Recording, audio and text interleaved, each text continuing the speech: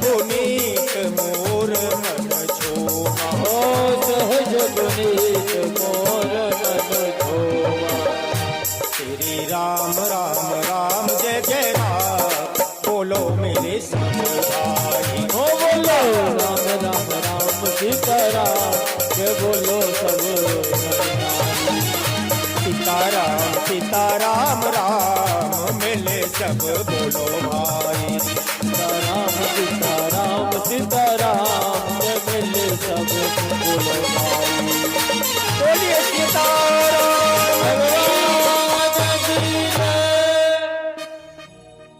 देखिए जानकी जी का विवाह राम जी के साथ में तो वहीं हो गया पुष्प वाटिका में, है ना। लेकिन इसके आगे तो फॉर्मेलिटी होनी है।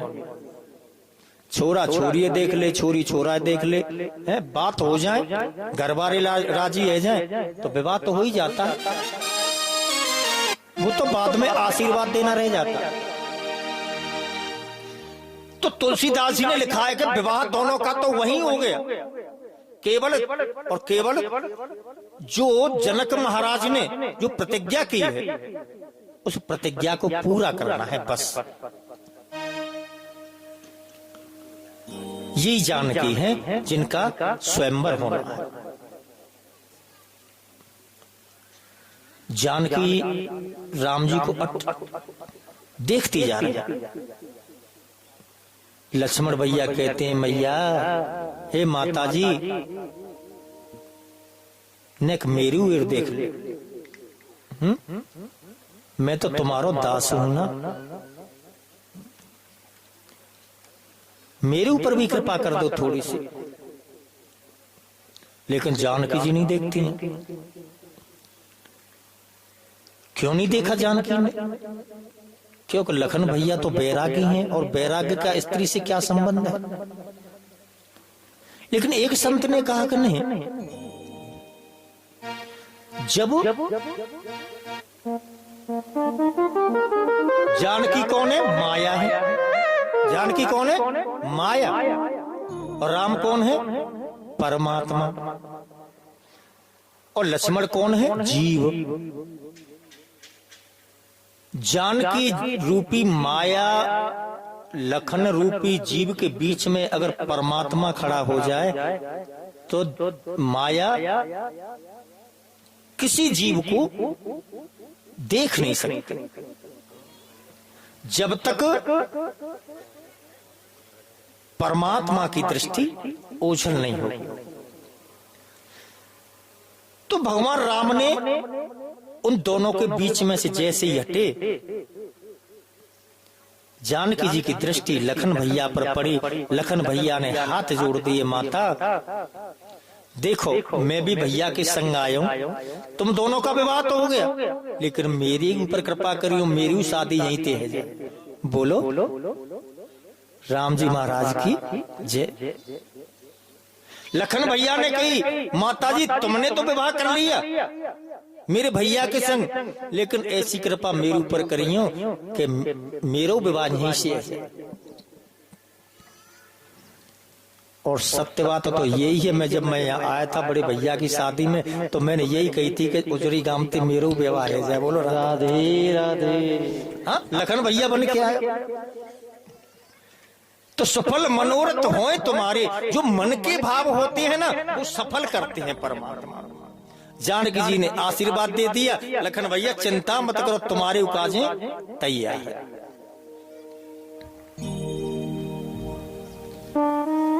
दर्शन करके और जानकी जी गौरा जी का पूजन करते हैं और आशीर्वाद मांगती हैं, हे माता मैंने मन से, वचन से, कर्म से, दृष्टि से सबसे राम जी को वर्ण कर लिया है, लेकिन इसके बीच में एक अवरोध है माता, और ये अवरोध बिना तुम्हारी कृपा के नहीं हट सकता। और वो अवरोध क्या है? धनुष का टूटना। वो धनुष किन का है माता? वो तुम्हारे पति का धनुष है। तो इसलिए ऐसी कृपा करना, ऐसा मुझे आशीर्वाद देना कि वो धनुष श्री राम जी ही तोड़ें और कोई तोड़ नहीं पाए। देवी पूजी पद कमल तुम्हारे, ओ देवी पूजी पद कमल तुम्हारे, सुर नर मुनि सब होए तुम्हारे, ओ सुर नर मुनि सब होए तुम्हारे। माता जी प्रार्थना करती हैं, जय जय गिरिवर राज किशोरी, जय जय गिरिवरी राज किशोरी, जय महेश मुख चंद चकोरी, जय महेश मुख चंद चकोरी, जय गजवदन सरानन माता, जय गजवदन सरानन माता, जननी दामिनी दुखिदाता, जगत जननी दामिनी दुखिदाता, नहीं तब आदिम के अवसाना, नहीं तब आदिमा के अवसाना, अमित प्रभाव में तू नहीं जाना, अमित प्रभाव में नहीं जाना। विभव पराभव कारिणी, भव भव विभव पराभव कारिणी, मोहनि सबस विरारिणी, देश विमोहनि सबस विहारिणी, स्वविमोहनी सबस विहारिणी, विश्व विमोहनि सबस हे विहारिणी। माता, इतनी मेरे ऊपर कृपा कर देना बस। तभी माता जी के गले में जो पुष्पमाल थी ना, जैसी जानकी जी, देखी जानकी जी भी जगत जननी है और माता गौरा भी जगत जननी है, पार्वती। कोई अंतर नहीं है, कोई भेद नहीं है। जैसे भगवान शिव में और राम में कोई भेद नहीं है, ऐसे ही माता पार्वती में जननी और जानकी जी में कोई भी भेद नहीं। लेकिन एक दूसरे का सम्मान, उनकी प्रतिष्ठा का ख्याल रखा है। पुष्पमाला जानकी जी के गले में आशीर्वाद स्वरूप में आ गई। मन जागे राचेहु मिलहि सोबर, सहज सुंदर आवरो करुणा निधान सुजानसी, कनेरु जानत रावरो, एहि माटी गौरी हसी ससुनसी, कहि दहिया हरसी, अली तुलसी भवानी पूजे मोजे मोजित मन मंदिर चली, तुलसी भवानी पूजे मोजे मोजित मन मंदिर चली। जान गौर अनुकूल सियहि हर सुन जाय गए, मंजुल मंगल मूल,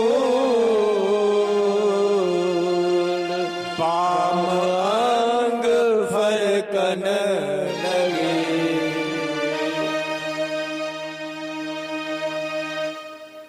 आशीर्वाद जब मिल गया,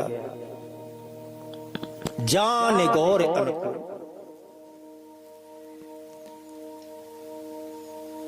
हृदय प्रफुल्लित हो गया। इतनी प्रसन्नता है कि कुछ उसकी कहा नहीं जा सकता।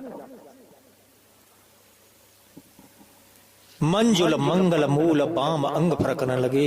अगर नारी के बाम अंग फरके, पुरुष के दाहिना अंग फरके, तो समझ लेना चाहिए शुभ होने वाला है, कोई मंगल सूचना समाचार मिलने वाला है। लेकिन ऐसा नहीं है कि लगातार फड़कता ही जाए, ये सगुन नहीं है, ये अपसगुन है। कैसे? क्योंकि शरीर में कोई ऐसा हार्मोन से गड़बड़ा गया है जिसके कारण हमारा शरीर के अंग कंपायमान हो रहे हैं। फिर तो डॉक्टर के पास जाने की जरूरत है।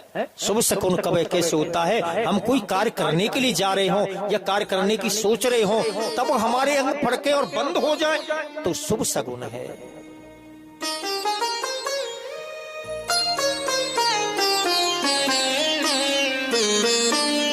जानकी जी सखियों के सहित अपने महल को गए। हृदय सराहत सियलो नाई, गुरु समीप गबने दो भाई।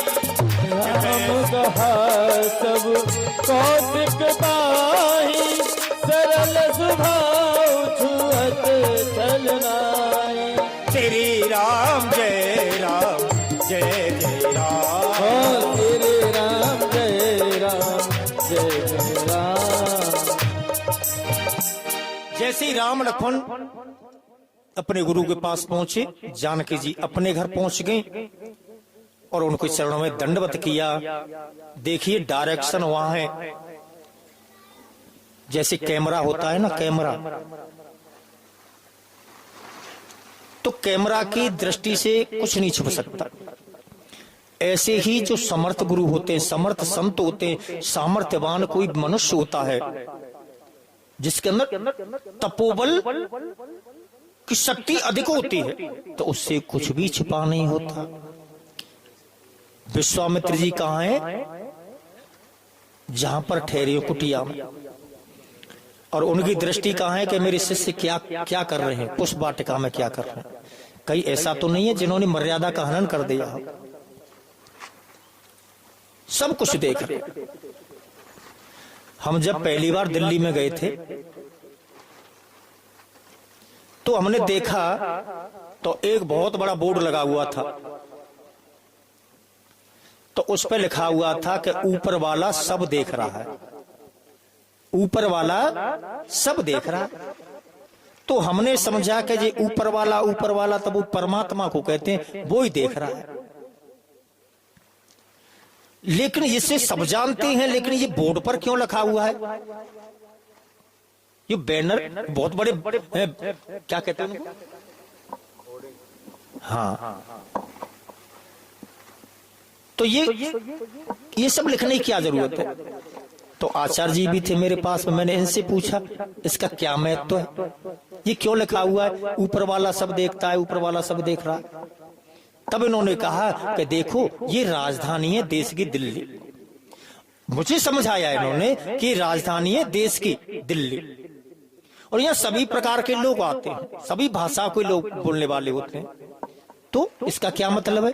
इसका मतलब ये है कि यहाँ कैमरे लगा दिए हैं, कौन आ रहा है कौन जा रहा है सब देखता है ये कैमरा। कोई घटना हो जाए तो भी इसमें एंट्री हो जाती है। तब मेरी समझ में आया, तो ऐसे जो गुरु होते हैं, जो सामर्थ्यवान होते हैं, कुछ भी करो आप, चोरी से करो, छुपके करो, लेकिन उनकी दृष्टि से कुछ नहीं छिप सकता।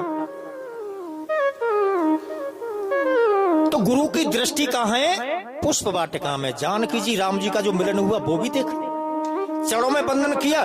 तब उन्होंने कहा सुफल मनोरथ होए तुम्हारे, राम लखन सुनि भय सुखा रे, राम लखन सुनि भय हो सुखा। गुरु जी ने भी आशीर्वाद दे दिया, यानी गौरा जी ने आशीर्वाद दे दिया माता जी को, और राम लखन दोनों को आशीर्वाद दे दिया गुरु जी ने कि तुम्हारी मनोकामना पूर्ण हो। गुरु जी ने पूजा की और वो धनुष यज्ञ का आयोजन शुरू प्रारंभ हो गया। देश देश के राजा और आने लगे उस यज्ञशाला में जैसी स्थिति थी उन्हीं के अनुसार उनको आसन मिला। और तभी सतानंद जी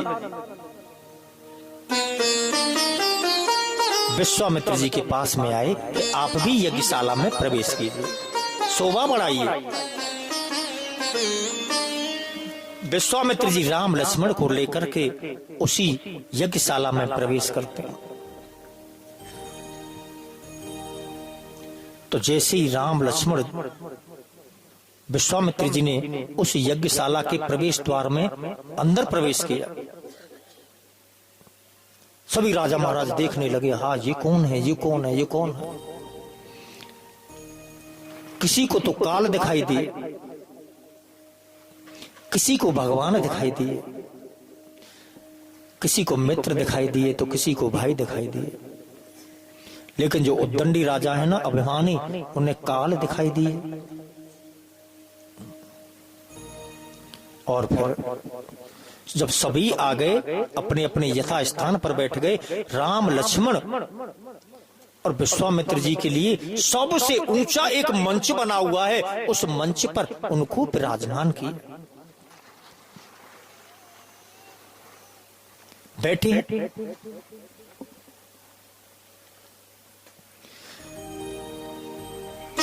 तुलसीदास जी ने लिखा कि तभी जानकी जी आई बरमाला लेकर। पूरा समाज बैठा है।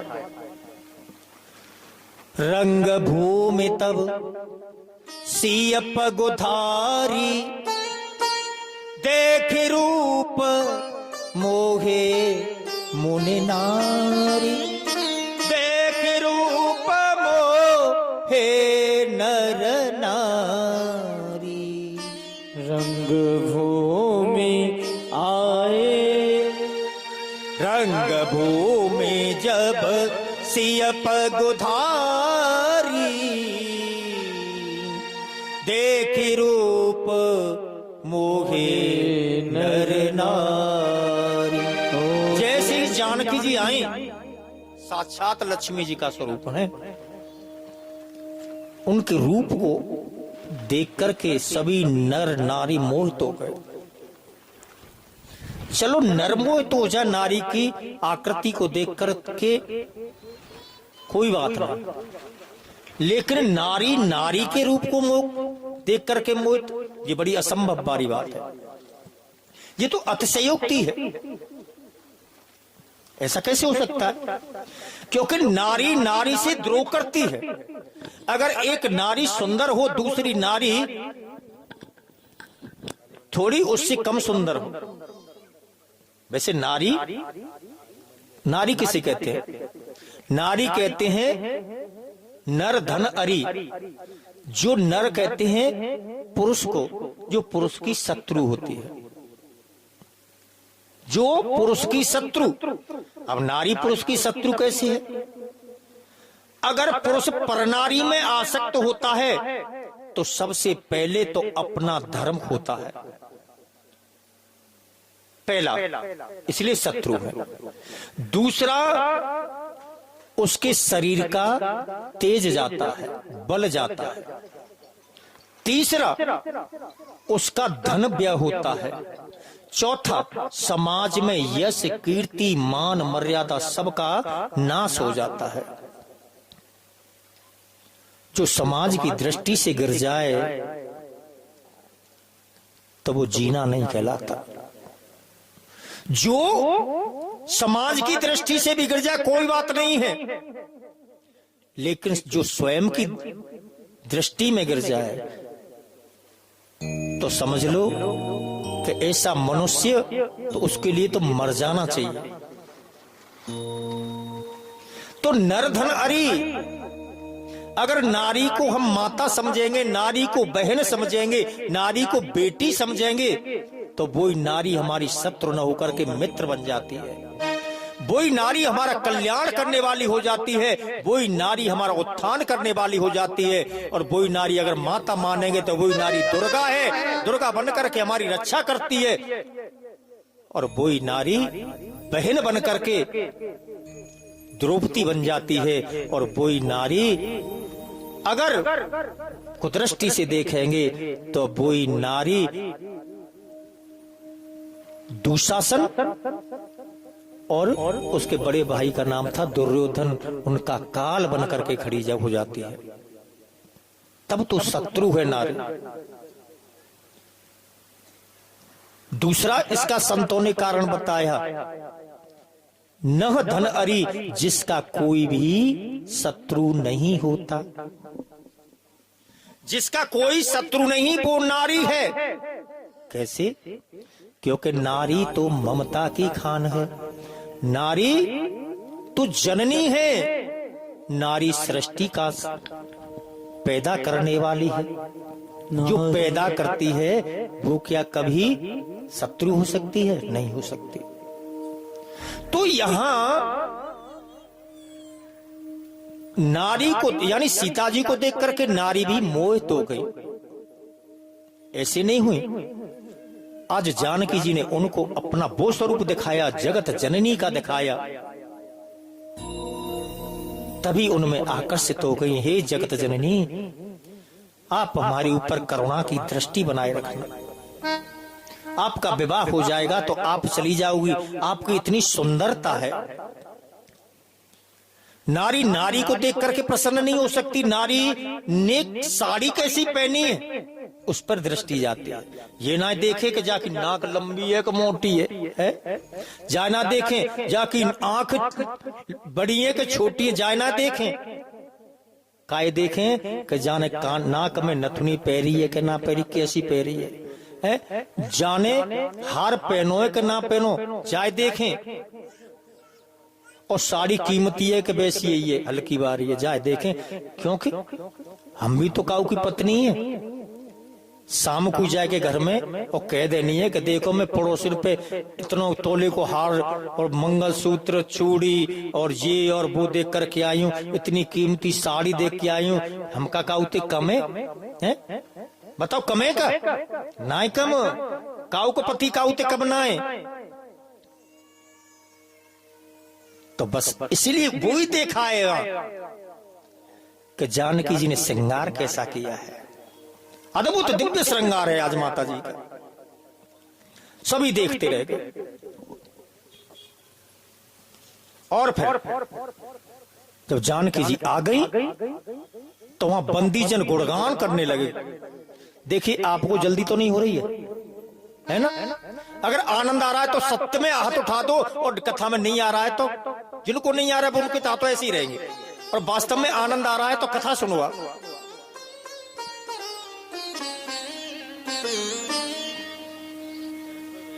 हाँ, बात एक बताऊं। राम के भजन ते तिलक लगे ठाड़ो। कौन के भजन करोगे? राम जी को। राम जी को तिलक कैसे हो? ठाड़ो, ऐसे करके। हाँ, राम जी के भजन ते तिलक लगे ठाड़ो, और शिव जी के भजन ते तिलक लगे आड़ो। तिलक लगाए हुए कल्याण ना है रो कबू ना होए। अगर सभी तिलक लगाए हुए लग जाए, राम राम राम की माला जपे लग जाए, तो हमारा उद्देश्य गड्ढा में डूब जाएगा। बोलो राधे राधे। इसलिए और भैंस के भजन ते दूध मिले गाढ़ो। कैसो? तो जाते हम तो भैंसिया को भजन करेंगे। है? हाँ, तो समय पर छुटकारा मिल जाएगा। वो भी सेवा बहुत जरूरी है। अम्मा कह रही जाइए खाए दो। हाँ, अम्मा कह रही आपको कौन सा गाय? हाँ, वृंदावन ससुराल। मैया आप तो अयोध्या में ही ससुराल होगी। हाँ, बोली श्री राजा रामचंद्र भगवान की जय। अब बंदी जन गुणानुवाद करने लगे। जरा ध्यान से सुनना। बोले बंदी बचन कर सुनौ सकल महिपाल, पन विदेह कर कहि हम मुझ उठाए विशाल। जो महाराज जी ने जो प्रण किया है उसको सुनो। क्या वो कहते हैं कि ये धनुष का प्रण किया है कि जो धनुष को तोड़ देगा जानकी जी का विवाह उसी के साथ हो जाएगा। और ये धनुष कैसा है जरा ध्यान से सुनना। ये साधारण धनुष नहीं है, ये भगवान शिव का धनुष है। नृपभुज बलो बेदो से बधनु राहु, नृपभुज बलो बेदो से बधनु राहु, गरुड़ कठोर विदित सब काहू, गरुड़ कठोर विदित सब काहू, गरुड़ कठोर विदित सब काहू, गरुड़ जाहू। देखो समझने वाली बात है, समझ समझ की बात है और समझ समझ को फिर जो वास्तव में पढ़े लिखे वो समझे ऐसी बात नहीं है। जो मैंने कल भी बताया था, जो गुने होते ना वो जल्दी समझते, इसलिए समाज में गुने हुए व्यक्तियों का होना परम आवश्यक होता है। चाहे वो उम्र का कोई हिसाब नहीं होता, लेकिन उम्र के हिसाब से भी गुना जाता है। लेकिन आजकल का समय ऐसा आ गया, बूढ़े बड़े ने कोई समझे ही ना, कोई ना समझे। तो एक बार काव्यो अब सब यूं ही सोचेंगे कि जी उजरई कोई दृष्टांत क्यों सुना मैं और जगह को क्यों ना सुना मैं। अब चलो मैं अपने गांव को ही सुनाया था। हाँ, तो हमारे गांव में एक लड़का के कोई संबंध करे वो, जब वो संबंध कर गया, लड़का पसंद आएगा, बात है ही पक्की। लेकिन बेटी वाले ने कही देखो जी बोहरे जी, अगर मेरी बारात में, मेरी बेटी की बारात में कोई बूढ़ो बड़ो नहीं आना चाहिए, बस हमारी बेटी की बारात में बूढ़ो बड़ो नहीं आना चाहिए को, और अगर कोई बूढ़ो बड़ो आएगा तो बारात वापस हो जाएगी, यो मान के चलिए। अब विचार करवे लगे कि बिना बूढ़े बड़े कैसे बारात हो। अब जवान कहवे लगे छोरे बहुत सुंदर सा, बहुत सुंदर, कोई नहीं आवेगा बूढ़ो बड़ो, सब जवान ही आएंगे। तो ये शर्त तो हो गई कि कोई बूढ़ो बड़ो नहीं आवेगा। और दूसरी शर्त मेरी एक और होगी, वो मैं वहीं बताऊंगा जब बारात आ जाएगी। जब ठीक है सर, तारीख समय नजदीक आ गया, बारात दूल्हा राजा सज के चले और बारात जहां पर जानी थी वहां पर पहुंच गए। अब बेटी खूब बैंड बाजा बजा, धूलगोला चले, तो बेटी वाले ने कही कि बारात आ गई है, चलो निरीक्षण करो कि कोई बूढ़ो बड़ो आयो तो ना। लेकिन एक गांव को सबते बूढ़ो बड़ो आदमी बाने कही लालाओ देखो तुम अभी जवाने, जवानी में इंसान अपने होश खो बैठता है, तुम एक काम करो बारात में मुंह को लेके चलो संग। लेकिन जवान लड़के हैं वो करें चप चुप रहे टोकरा बैठ रहो नहीं, तो पतो है कि शर्त है कोई बूढ़ो बड़ो नहीं आना चाहिए। हाँ शर्त है पतो, तो फिर कैसे जाओगे तुम। देख लाला जी संदूक है ना, जब संदूक में बंद करके ले चलो। तो बुजुर्ग जो थे तो वो संदूक में बैठ गए और वो वहीं बारात में पहुंच गए, संदूक बंद कर दी। अब बेटी बारे और उनके साथ में 4-6 लोग देख रहे हैं, निरीक्षण कर रहे हैं कि कोई बूढ़ो बड़ो तो ना आया। ठीक है, देख लिया कोई बूढ़ा बड़ा नहीं है, तो वानी ऐसा है भाई बारातियों लाइन लगा लो, तुम्हें नाश्ता कराया जाएगा। लेकिन नाश्ता जब मिलेगा जब मेरी एक जो शर्त और है भाई पूरी कर दो। वानी साहब बोलो सर, सब जवान जवान लड़के बैठे हुए हैं, बोलो। मेरी एक शर्त ये है कि हमारे गांव के पास में जो नदी बह रही ना, जो नदी में पानी बह रहा है, उस नदी को, पानी की नदी को दूध की नदी कर दो। इसमें पानी की जगह अगर तुम दूध बहा दोगे तो मैं अपनी बेटी की शादी और तुम्हारे दूल्हा के संग कर दूंगा। सभी देखने लगे पानी को दूध कैसे बन जाएगा। और इतना अगर 1 आध 2 4 10 20 लीटर की बात होती तो यहाँ उजरी गांव में तो बहुत दूध बारे हैं, और यहाँ के जगदीश बोरे तो बहुत बड़े दूध बारे पहले है, अब पता नहीं है। अबू आते तो जय उन्हें कहा जी तो नहीं ना कही साहब पंडित जी दूध पी ले है, तो कैसे मान लेंगे दूध दिया अबू आते कर, चलो कोई बात ना। तो सब आपस में जवान विचार करने लगे ये कैसे अटपटा सवाल है, ये कैसे पूरा हो सकता है। सब मुंह लटकाए के बैठ गए, न तो जे दूध की नदी बह रही और न हमारे भैया को ब्याह है रे। अब भीतर ते बामते आवाज आई, और चलो, सब कह रहे कि चलो वापस ले चल बराते है गो ब्याह। अब जैसे ही संदूक उठाई, भीतर ते आवाज आई, क्यों रे लाला का बात है, ऐसे कैसे शोर मचा रहे हैं तुम? दादा यहाँ ते तो बारात वापस जा रही है, चलो। क्यों, का बात है, बताओ तो सही। अरे बात ये है कि बेटी बारी की एक ही शर्त है, जो नदी बह रही है ना, उसने कह दिया पानी की नदी की जगह पे दूध की नदी बहा दो इसको। अब वो बुजुर्ग जो थे ना, वो कह रहे हैं, अरे लाला जी कौन सी बड़ी बात है? जी कोई बड़ी बात है? तो पानी दूध ही चलती क्या है, यहाँ तो घी की नदी बह जाएगी। अरे आप बहा दोगे? हाँ। तो कैसे? बेटी वाले को बुलाओ कि तुम्हारी शर्त मंजूर है, फिर हम कैसे पूरी करेंगे?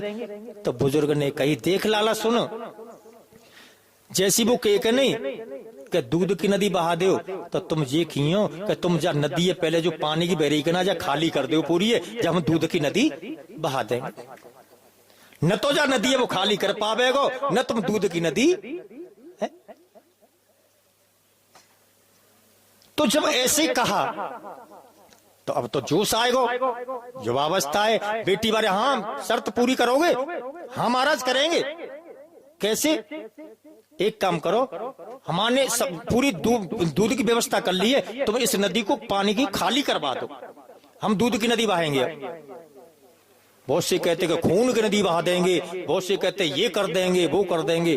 लेकिन बुजुर्गों का जो अनुभव होता है ना, तो जब बेटी बारे ने कही कि तुम्हारे बस की बात ना है, तुम में कोई पढ़ा लिखा मास्टर भी हो सकता है, तुम में कोई इंजीनियर भी हो सकता है, कोई आईपीएस आईएएस पीसीएस भी हो सकता है, लेकिन ये बात ना बता सके अगर कोई एक बूढ़ो बड़ो जरूर जा बारात में आया हो। अब वो देखने लगे कि बूढ़ा बड़ो कहाँ है, लेकिन वो तो संदूक में बैठे है, कहीं खोज ना कर पाए कि मैं ना मान सकूं बिना बूढ़े बड़े है। तो भैया कितनी जोर लगा लियो, जा घर में बूढ़े बड़े हते का ना, वो ही घर सफल है। इसलिए बूढ़े बड़े को सम्मान करना। एक एक बात है ना बुजुर्गों की जो अनुभव है, तो इसलिए कहते हैं पढ़े लिखे थे जो गुण होए ना वो लाख गुना श्रेष्ठ होता है। और यही बंदी जनों ने कहा, बात समझने की बात है। नृप भुजबल, हे राजाओं, जो तुम्हारी भुजाओं का जो बल है ना, इस धनुष से मैं श्रेष्ठ है। विधु शिव धनु राहु, तुम्हारी जो भुजाओं का बल है वो क्या है? विधु, विधु कहते हैं चंद्रमा। तुम्हारी भुजाओं का बल है वो क्या है? चंद्रमा। और ये धनुष क्या है? ये राहु है। अब राजा तो बड़े अपने मूछल में ताप देवे लगे, देखो देखो कितना सम्मान हो रहा है हमारा, हमारी उपमा चंद्रमा से दी जा रही है। वो तो ये समझ रहे मूर्ख, चंद्रमा से उपमा दी जा रही है, लेकिन ये नहीं समझा कि ये धनुष क्या है? राहु है। जैसे चंद्रमा को सूर्य को ग्रहण लगता है राहु केतु है, तो तुम्हारी ये धनुष कैसा है? तुम्हारी इस शक्ति को, भुजाओं की शक्ति को ये हरण करने वाला है। और गरुड़ कठोर विदित सब काहू, ये सारा संसार जानता है। बड़ी मूछों में ताप देने लगे। अब एक एक करके राजा महाराजा चले बारी बारी से, लेकिन जो समझदार हैं वो तो समझ गए। इशारों को जो गर समझे राज को राज रहने दो। कोई तो इशारे ते बातें समझ जाए है? कोई एक बार नहीं, दो बार नहीं, 10 बार समझ जाओ तो समझ में ना आवे। तो जो समझदार हैं वो तो चुपचाप बैठ गए, लेकिन जिनको भुजाओं में अपनी में भुजाओं के बल का अहंकार है, वो बारी बारी से धनुष उठाने चले। धनुष उठाने की तो चलती क्या है, स्पर्श भी नहीं कर पाए। बहुत से तो वहीं पास में जाते ही मूर्छित हो गए। बहुत से ने स्पर्श कर लिया तो वो तिलवर चिगा नहीं सके। इस प्रकार से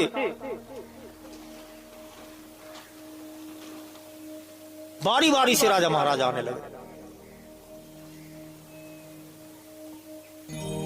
तमक धरे धन मूड नृप, उठाई न चल खिल जाए, मन उपाय फट बाहुबल, अधिक अधिक गौरा। जिस स्फूर्ति से, जिस जोश में राजा उस धनुष को उठाने के लिए जाते हैं, उतना ही धनुष भारी होता जाता है, भारी होता जाता है। थक हार गए सब, कोई नहीं उठा पाया। भूप सहस दस एक ही बारा, भूप सहस दस एक ही बारा, भूप सहस दस एक ही बारा, भूप सहस दस एक ही बारा, भूप सहस दस एक ही बारा, लगे उठावन करहि नटारा, लगे उठावन करहि नटारा,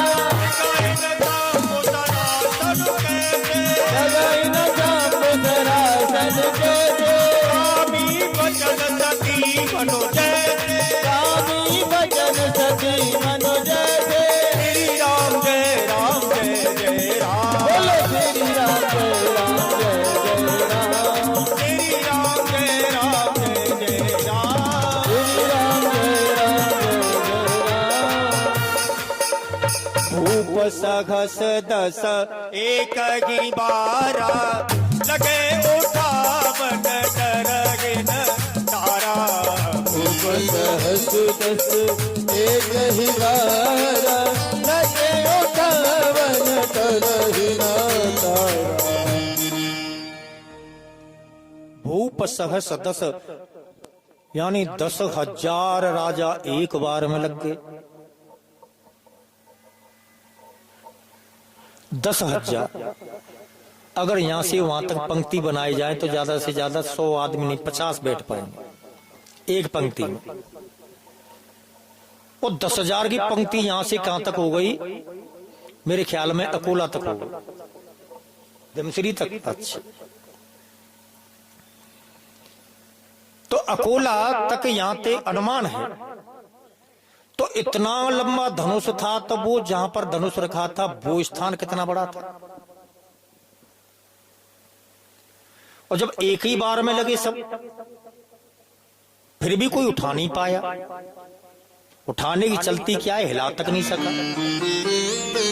अब एक सपोज कीजिए 10,000 राजा एक एक करके तो कोई नहीं उठा पाया।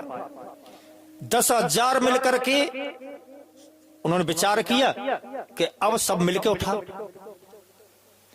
तो अगर 10,000 मिलके अगर उठा देते, उस धनुष को तोड़ देते, प्रत्यंचा चढ़ा देते, फिर भी वो युद्ध होता। जानकी जी किसके साथ गले में वरमाला डालते, और ऐसी मंत्रणा उनमें हुई थी। तो उन्होंने कहा कि पहले धनुष तो टूट जाए, जब टूट जाएगा जब विचार करेंगे। लेकिन कुछ भी नहीं हुआ। जो संत थे, बहुत बड़े संत, उन्होंने कहा भैया ऐसी बात नहीं है, ये तो अपने मन की सोच की बात है। सहस यानी सहस्र अर्जुन आया था, वो भी नहीं उठा पाया। दशानन भी आया, दशानन भी आया, उसने भी पूरी कोशिश कर ली, लेकिन वो भी नहीं हिला सका। बाणासुर आया, उसने तो प्रणाम करके ही वापस चले गए। दे गए ने शंभु सरासन कैसे। जो भगवान शिव का जो पिनाक नाम का धनुष था, हिल नहीं सका। कैसे नहीं हिला, ऐसे स्थिर हो गया।